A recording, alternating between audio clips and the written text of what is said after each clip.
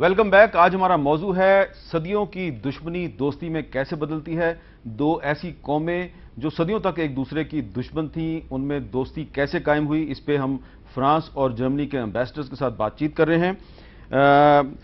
Ambassador Philip, France and Germany made lot of effort on bridging gaps between the youth of both the countries. What was the reason of that? Why you concentrated a lot on the youth of both the countries? Well, altogether, around more than 6 million young German and French had the opportunity to study, to move to the other country. And there was this basic idea that this exchange of young people would really help in dispelling the old misconception, in dispelling the old demons Cyril was referring to, and in building common understanding and common future. I think many of us had the opportunity to study in the other country. As far as I am concerned, I studied political sciences in Tübingen University. I think Cyril studied also in a French university. So this is part of this common project, of this common vision, and learning from the past misunderstanding. There was this clear vision, we should do it collectively, and it was not only part of a bilateral process, it was also part of a more global European project. On the basis of this common German-French experience, EU, European Union, developed the Erasmus program, which is enabling students from each European country to have at least one semester in another European country university. And now we have enlarged the program to Erasmus Mundus, which enables exchange of young people between European countries and other countries in the world.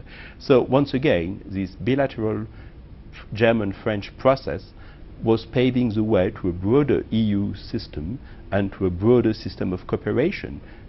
Pakistani universities are benefiting from this system, and we have exchange of students with Pakistan in this Erasmus context. Dr. Cyril, why a joint history book was also written? What was the need of a joint history book? Looking back at your own history and looking back at the history of the neighbor can be enormously contentious. You look back at your history and you tend to magnify it. You look back at the history of a neighbor and you tend to look at it in a very critical way. And as long as the understanding of how the past was is not compatible, you will not agree on the future, because your past is in fact unsorted. Therefore, the idea of looking together at a past, which is a common past, but which has been described by historians in very different ways in France or in Germany, was something I think new and extremely valuable. The idea being that you learn as a pupil not only what you learn as a German pupil, but you learn also what a French pupil learns about himself and about Germany. And that makes naturally your vision on your own history, on the history of the neighbor, and at the end on the history of both, completely different. And therefore these history books are something relevant. By the way, also they have been copied now. There is a commission working also on common history books between Germany and Poland, which is also a very strenuous history. And the idea being also there, the same idea, you have to look also with the eyes of the neighbor to his history, to your history, and your neighbor has to look with your eyes on his history and on your history. And you have accepted your mistakes in the past in your history books? The history books are very much describing what the opinion of one side and the other was, and you can very much understand how these two opinions were clashing against each other, and you can very much understand why a clash was in fact absolutely unavoidable. And because you see that, you see, well, this was not the way to do it. So Ambassador Philip, can I say that your history is not different from him and his history is not different from you? Well, I think we had a very good example. It was the situation after the First World War, and obviously we had a completely different perception of the vision of history in Germany and in France, and this difference resulted in the Second World War, because both countries were quite convinced they were right. So I think we learned quite a lot from these two different visions, and now it doesn't mean we have necessarily a common vision on each and every aspect, but we have a common understanding on what is the vision of the other, and it helps in bridging the gaps, bridging the differences, in bridging the opposition. So I think once again it's not to have a common history, a common doxa for all Europeans, but it is to have a common understanding of the past. Okay, it's a common understanding of the past. Excellencies, there are disputes between other countries of the world also, like UK and Spain have a problem over Gibraltar. Turkey and Greece have problem on Cyprus. And the Arabs and Israel have a dispute over Palestine. China and India have a dispute over Tibet. India and Pakistan have a dispute over Kashmir. Can other countries like India and Pakistan, can other countries also learn lessons from Germany and France? I think perhaps two remarks. First, well, Germany and France, as we mentioned earlier, are part of a specific historical background, and you cannot consider there is one model which fits all. Second point, which I think is important, we should not be prescriptive by any means. We are not here with a kind of German-French model which could propose to all other countries for reconciliation process. It would be preposterous on our side and it will not work. But I think you can draw some lessons from our common experience. The first lesson is that we were able to change bones of contention into common endeavors. In the economic sector, in energy, in culture, we were able to build together Airbus airplanes, while our two air industry have been fighting for decades.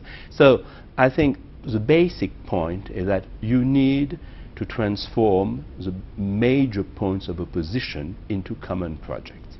And it works. It worked for Europe, and I think it worked also in other parts of the world, in Latin America, in Asia, where countries were able to build common projects.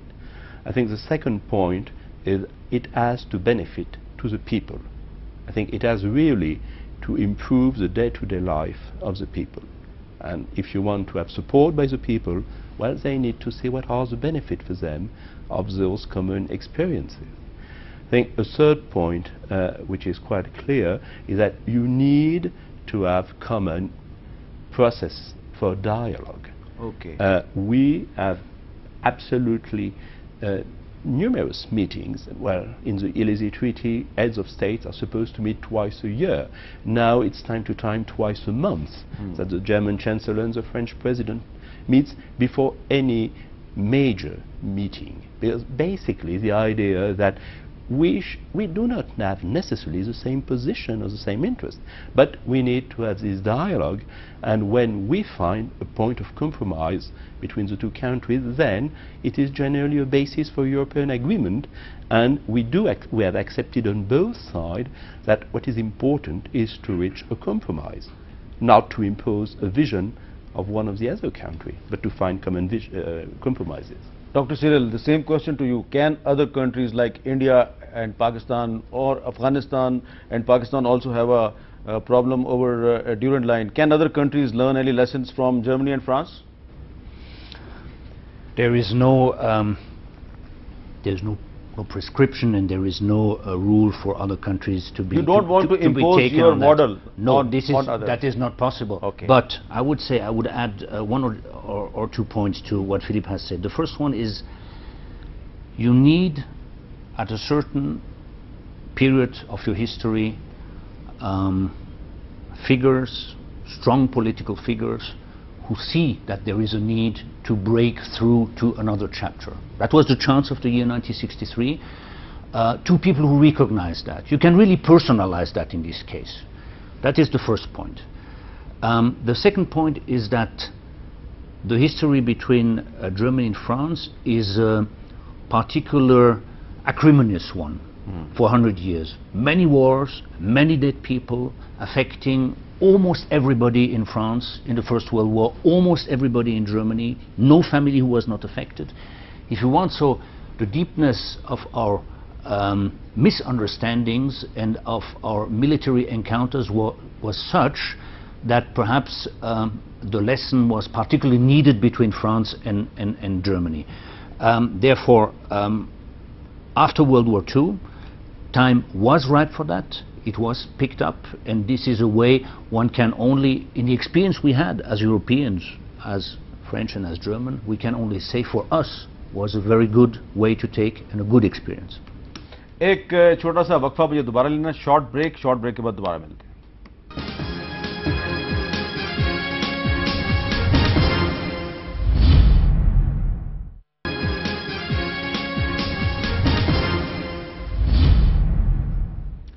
Welcome back. France और Germany के दरमियान सदियों तक दुश्मनी थी, कई जंगें हुई, फिर इनकी दुश्मनी दोस्ती में बदली.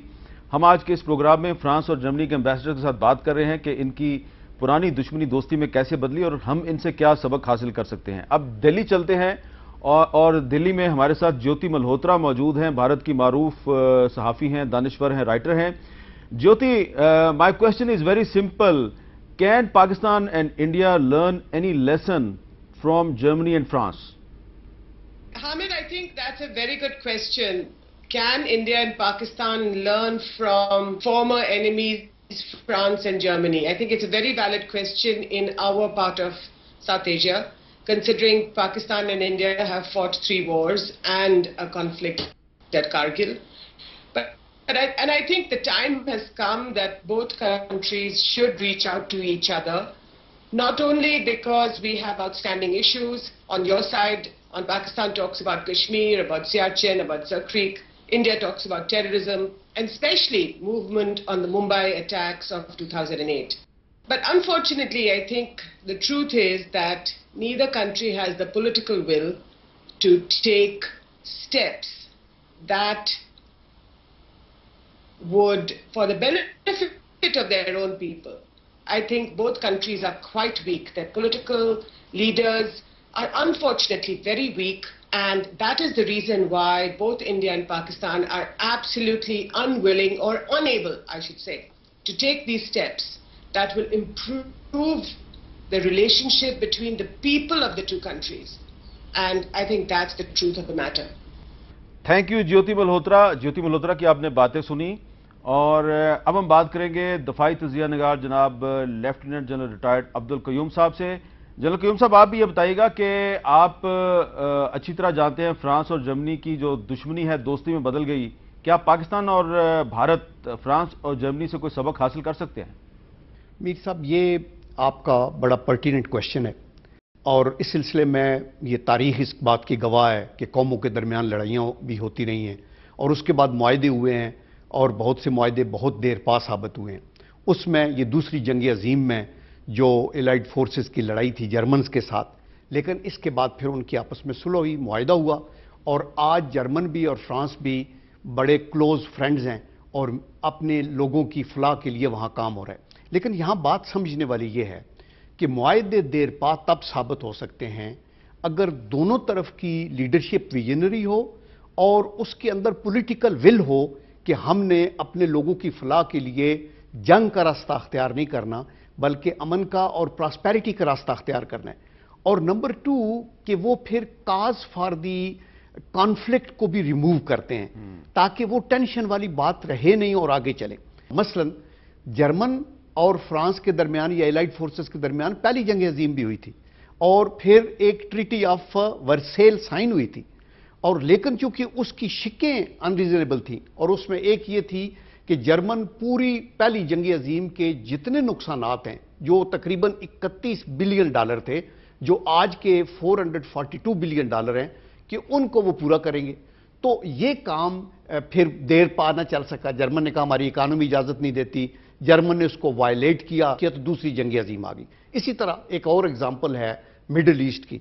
आपको पता है कि इजराइल और इजिप्ट के दरमियान कैंप डेविड अकॉर्ड हुआ, लेकिन मसला हल इसलिए नहीं हुआ कि काज फॉर दी कॉन्फ्लिक्ट रिमूव नहीं हुई। पैलेस्टीनियन का मसला वहां का वहां है। और इसी तरह पाकिस्तान और इंडिया के दरमियान आपने देखा 65 की लड़ाई हुई तो ताशकंद का मुआहदा हुआ, लेकिन चूंकि कॉज फॉर दी कॉन्फ्लिक्ट को रिमूव नहीं किया तो 71 की जंग होगी, उसके बाद शिमला अकॉर्ड हो गया, फिर भी वो टेंशन वहां रही तो कारगिल की जंग होगी। और आज भी अगर हमारी लीडरशिप जो मियां नवाज शरीफ साहब हैं वो ये चाहते हैं कि देरपा अमन हो, तो सिर्फ इनकी ख्वाहिश से देरपा अमन सब कॉन्टिनेंट में मुश्किल होगा। ये उस वक्त तक मुमकिन नहीं जब तक कि इंडिया भी इसी ख्वाहिश का इजहार करे और उस सिंसियरिटी के साथ आगे आए। और भले हम इकोनॉमिक्स के ऊपर, अपनी ट्रेड के ऊपर वो शुरू करें अपने काम काज को, लेकिन ज़हन में ये रखें कि एक्चुअल प्रॉब्लम हमारा कश्मीर है और पानी का इशू है, और ये इतने सीरियस इश्यूज हैं कि इसमें पाकिस्तान की जिंदगी और मौत का सवाल है, क्योंकि वहां से हमारे दरिया निकलते हैं और उनके ऊपर वो बंद का मसला है। Ambassador General Qayyum said that for making a friendship between the two countries, it is essential to remove the cause of the conflict.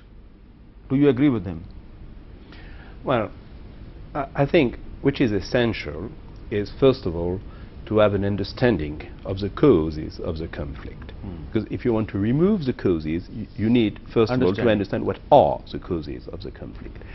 Second point, and I think it was part of the European method of the Franco-German reconciliation process, we try to change which was causes of conflict into common projects.